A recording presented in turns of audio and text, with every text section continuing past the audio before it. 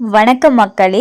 ரூபாய் 2000 வங்கி கணக்கில் வரப்போகுது. அது யாருக்கெல்லாம் கிடைக்க போகுது, அது மட்டும் இல்லாமல் எதற்காக கிடைக்க போகுது, எதற்காக இந்த அறிவிப்பு அரசாங்கம் வெளியிட்டிருக்காங்க அப்படிங்கிற முழு விவரங்களையும் தெரிஞ்சுக்க வீடியோ கொஞ்சம் கூட ஸ்கிப் பண்ணாமல் கடைசி வரைக்கும் முழுமையாக பாருங்கள்.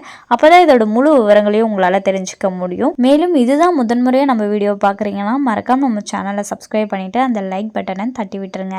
வாங்க வீடியோக்குள்ளே போகலாம். கலைஞர் மகளிர் உரிமை தொகை திட்ட பயனாளிகளின் எண்ணிக்கை 1,14,00,000 உள்ளது. இந்த நிலையில் மாதம் மகளிருக்கு அவர்களது வங்கி கணக்கிலேயே 1000 ரூபாய் வரவு வைக்கப்பட உள்ளது. இந்த நிலையில் புத்தாண்டு மற்றும் பொங்கல் பரிசாக மகளிர் உரிமை தொகை திட்டத்தில் புதிய பயனாளிகள் சேர்க்கப்பட உள்ளன. ஆனால் பிப்ரவரி மார்ச் மாதத்தில்தான் அந்த பணிகள் நிறைவடையும் என கூறப்படுகிறது.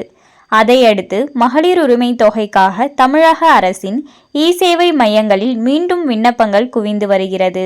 இதற்கிடையே தமிழ்நாடு அரசின் பொங்கல் பரிசு தொகுப்பு இந்த ஆண்டு பணமாக வழங்கப்படலாம் என கூறப்படுகிறது. அதிமுக ஆட்சியில் பணத்துடன் அரிசி, சர்க்கரை, கரும்பு உள்ளிட்டவை வழங்கப்பட்டது. திமுக ஆட்சியில் பொருட்களாக வழங்கப்பட்டுள்ள நிலையில் அதில் குறைபாடுகள் இருப்பதாக விமர்சனங்கள் எழுந்தது.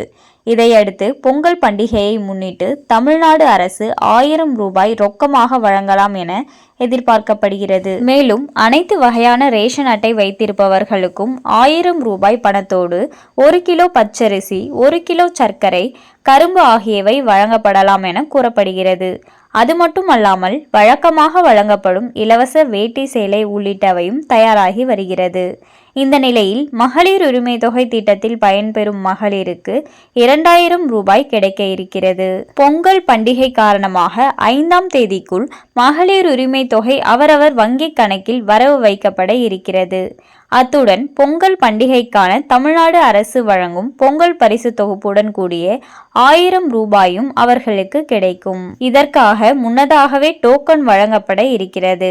ஜனவரி அல்லது பிப்ரவரி மாதத்தில் டெல்லி சட்டசபை தேர்தலுடன் ஈரோடு கிழக்கு தொகுதி இடைத்தேர்தலும் நடைபெறும் என எதிர்பார்க்கப்படும் நிலையில் தேர்தல் நடத்தை விதிமுறைகள் காரணமாக பரிசு தொகுப்புக்கான டோக்கன்களை முன்னதாகவே வழங்க தமிழ்நாடு அரசு திட்டமிட்டுள்ளது.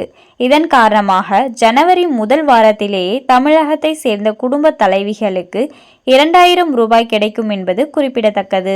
பார்த்தீங்கன்னா வரக்கூடிய 2025ஆம் ஆண்டு பொங்கல் பண்டிகைக்காக பார்த்தீங்கன்னா ரேஷன் கடைகளில் பொங்கல் பரிசு தொகுப்பு, அது மட்டும் இல்லாமல் பார்த்தீங்கன்னா ரூபாய் 1000 ரொக்க பணமும் கொடுத்தாங்க போன வருஷம்.